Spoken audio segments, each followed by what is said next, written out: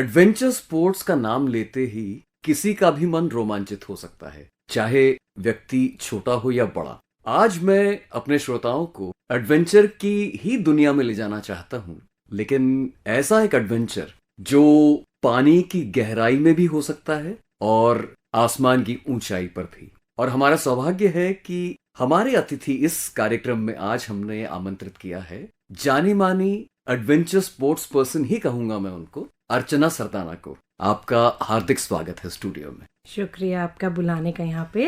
अर्चना, पहले आसमान की तरफ चलें या पानी की तरफ, आप बताइए। नहीं, जैसे आपकी मर्जी। कहीं से भी। पानी में डुबकी लगाते हैं और जानते हैं स्क्यूबा डाइविंग के बारे में, चूंकि आप स्क्यूबा डाइविंग इंस्ट्रक्टर भी हैं। तो एक बात बताइए, आम स्विमिंग, आम तैराकी और स्क्यूबा डाइविंग, इनमें कहाँ पर ये एक जैसे होते हैं और कहाँ अलग हो जाते हैं? मैं उनके लिए ये सवाल कर रहा हूँ जिन्होंने अभी तक तैराकी तक नहीं सीखी है। जो तैराकी है, तैराकी आपको पहला स्टेप है।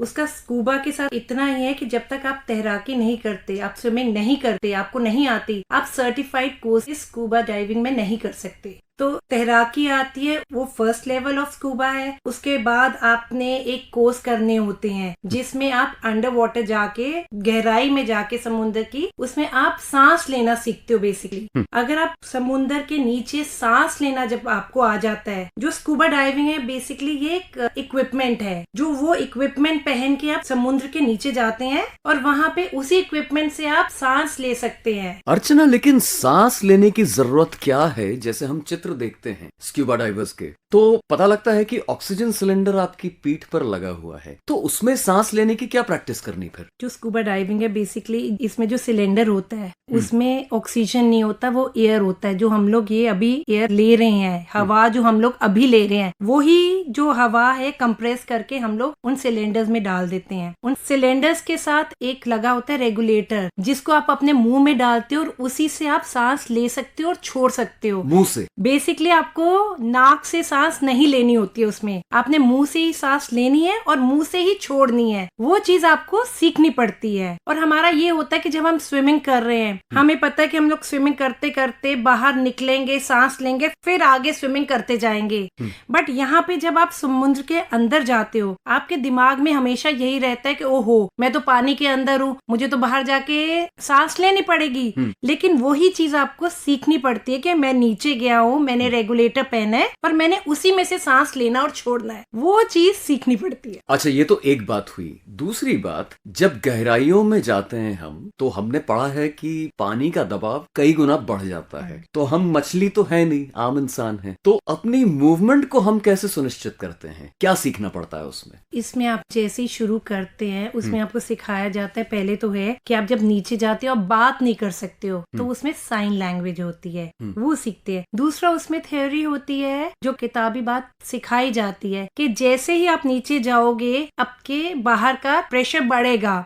उससे ये होगा कि आपकी बॉडी वो प्रेशर नहीं ले सकती। आपकी जो बॉडी है वो 70% पानी से बनी है और 30% एयर स्पेस है। तो जब भी आप नीचे जाओगे, पानी का तो ठीक रहेगा, लेकिन जो एयर स्पेस है वहाँ पे आपका दबाव पड़ेगा, और जब वो दबाव पड़ेगा आप नीचे नहीं जा सकते हो, क्योंकि आपके कान दर्द करेंगे, आपके साइनसेस में प्रॉब्लम होगी, आपके लंग्स का होगा। तो वो चीज सिखाई जाती है कि कैसे करनी है। और गहराई कितनी होती है? मतलब वो भी क्या धीरे धीरे क्या बढ़ाई जाती है वो ट्रेनिंग के दौरान? ट्रेनिंग के दौरान ये होता है कि आपके कोर्सेज होते हैं लेवल के, जैसे आपका होगा डिस्कवर स्कूबा डाइविंग, उसमें आप 12 मीटर तक ले जा सकते हो। उसमें नौसिखिए भी क्या जा सकते हैं? वो बिना स्विमिंग के भी जा सकते हैं। अच्छा। लेकिन स्कूबा का सेट पहनना पड़ता है। उसके बाद आपके सर्टिफाइड कोर्स होते हैं जिसमें आपको स्विमिंग आनी चाहिए। उसके बाद आप जैसे ओपन वाटर होता है, उसमें आप 18 मीटर तक जा सकते हो। फिर आप एडवांस करते हो जिसमें आप 30 मीटर तक जा सकते हो। तो वैसे ही करते करते आपकी ये रिक्रिएशनल डाइविंग है बेसिकली, तो इसमें आप 30-35 के नीचे जनरली जाते नहीं हो। अच्छा, और इसी से जुड़ी हुई एक बात मेरे जहन में आती है, स्नॉर्केलिंग भी हम सुनते हैं। हाँ जी। तो उसमें और इसमें क्या अंतर है? स्नॉर्कलिंग होता है जब आप सरफेस ऊपर से पानी के जा रहे हो, आपने मास्क पहना होगा, स्नॉर्कल ट्यूब होगी और फिन्स पहने होंगे,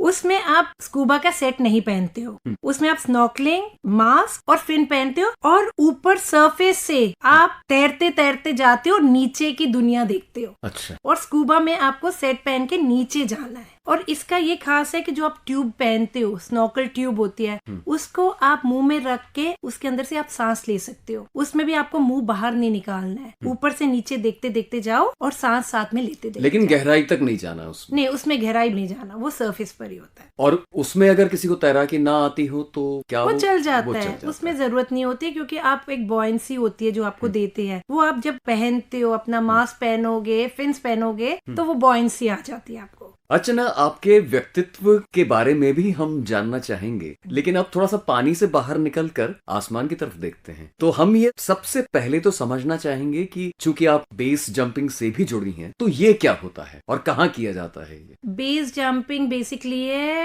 BASC होता है। B मतलब होता है बिल्डिंग्स, A मतलब होता है आपका एयर, BA, S होता है आपका स्पैन और E होता है आपका अर्थ।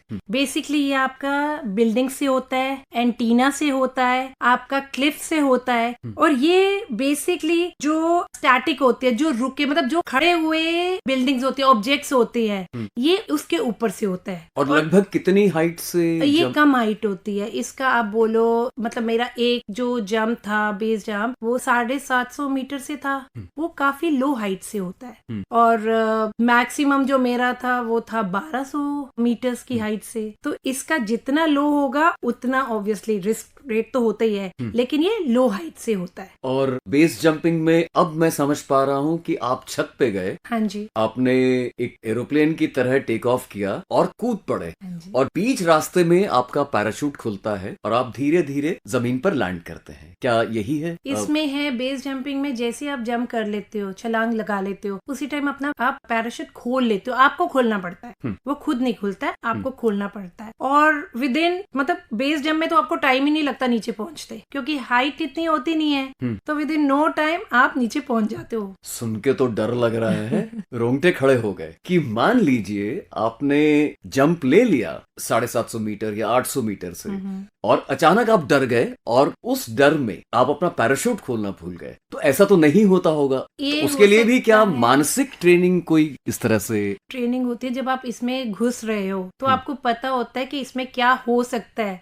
अंत में क्या होगा, आपको पता है। इसका ये होता है कि जब आप जंप कर रहे हो, कभी कभी आपका पैराशूट मैल फंक्शन, वो ठीक से काम नहीं करता। और बेस जंपिंग में अगर आपका पैराशूट ठीक से काम नहीं करता तो मतलब है कोई आपका एस्केप नहीं है। जैसे स्काई डाइविंग में आपके पास 2 पैराशूट होते हैं, अगर एक काम नहीं करेगा दूसरा आप खोल लेते हो, बट इसमें आपका एक होता है, अगर वो नहीं खुले फिर आपका काफी गंभीर समस्या आ जाती है। वो तो जाहिर सी बात है।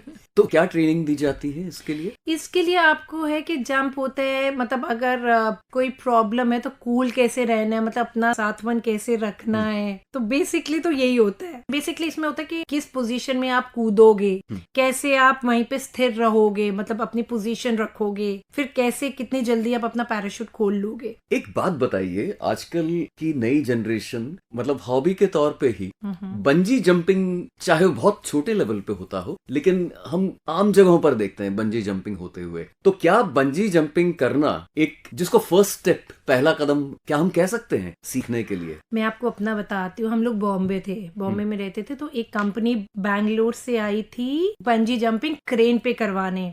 मेरे हस्बैंड नेवी में थे, तो वहाँ पे हमारी एक पार्टी थी, और था एक पार्टी है, या पार्टी में जा सकते हो या आप बंजी जंपिंग के लिए जा सकते हो। हमने वो पार्टी छोड़ी, हम बंजी जंपिंग के लिए गए। मेरे बच्चे छोटे छोटे थे। वहाँ जाके वहाँ पे एक बड़ी सी लाइन लगी हुई थी, बड़े लोग थे। हमारा रात को 2 बजे बारी आई उस बंजी जंपिंग की, और मेरे हस्बैंड मुझे बोलते हैं सारे इतना चिल्ला रहे हैं, तूने ऊपर जाना है, चिल्लाना नहीं है, आराम से कूदो।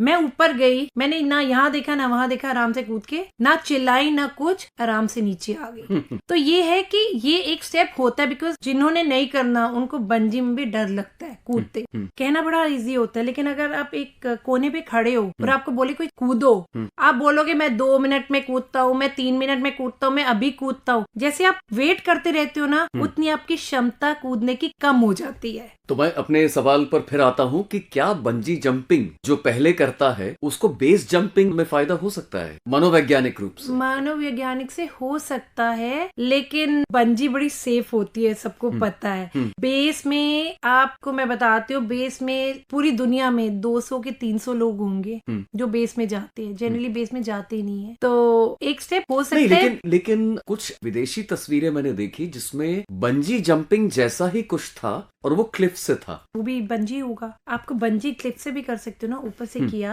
आपने मारा, लेकिन आपकी टांग में बंधा हुआ है वो बंजी, तो आप वापस उसी हाइट पे चले जाएंगे रिबाउंड होके? आप रिबाउंड होके थोड़ा ऊपर जाएंगे, फिर नीचे आएंगे, फिर जाएंगे, फिर आराम से आप नीचे आ जाएंगे। अच्छा। वो हो जाता है। बट ये है कि अपनी क्षमता पता करने के लिए आप बंजी जंपिंग कर सकते हो कि आपको कितना डर लगता है। तो फिर अब थोड़ा और ऊंचा चलते हैं और स्काई डाइविंग पर आते हैं। ये कितना अलग है इन दोनों से? जो बेस जंपिंग है वो स्टैटिक रुके हुए जो खड़े हुए ऑब्जेक्ट है उसमें से करते हैं। स्काई डाइविंग के लिए आपको एक जहाज या कोई मूविंग ऑब्जेक्ट चाहिए, उसमें से कर सकते हो। वो एक हाइट में होता है, जैसे 10,000 हो गया, 5,000 में आप करते हो स्टैटिक लाइन, 10,000 करते हो, 13,000 करते हो, उसके बाद हाई एल्टीट्यूड जंप करते हो।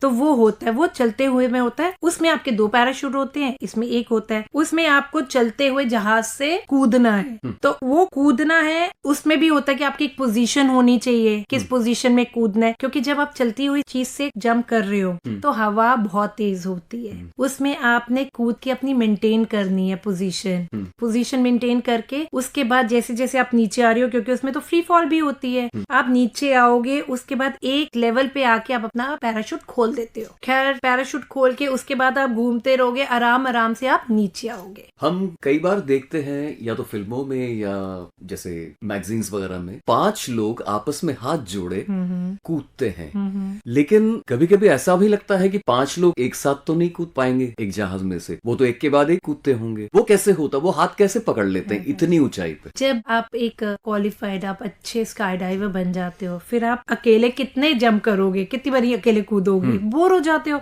फिर आप सारे लोगों के साथ कूदना शुरू करते हो, उसमें फॉर्मेशन बनाते हो। उसमें क्या होता है, आप नीचे से प्रैक्टिस करते हो, नीचे जमीन पे पहले के फॉर्मेशन में कौन कहाँ पे कैसे रहेगा।